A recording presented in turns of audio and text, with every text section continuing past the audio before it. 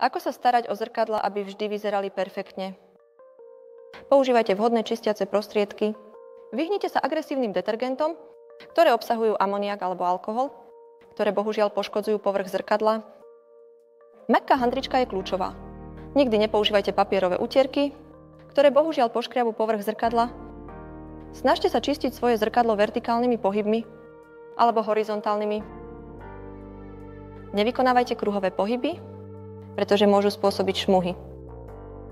Vyhnite sa nadmernej vlhkosti, po kúpaní utrite zrkadlo suchou handričkou a vyvetrajte svoju izbu. Nestriekajte zrkadlo priamo, aplikujte tekutinu vždy priamo na handričku. Pravidelne odstraňujte odtlačky prstov a prach. Zrkadlá na viditeľných miestach sa veľmi rýchlo zašpiňa. Pamätajte, aby ste ich utierali aspoň raz týždenne, aby ste zachovali dokonalý odraz. Vyhýbajte sa ostrým predmetom.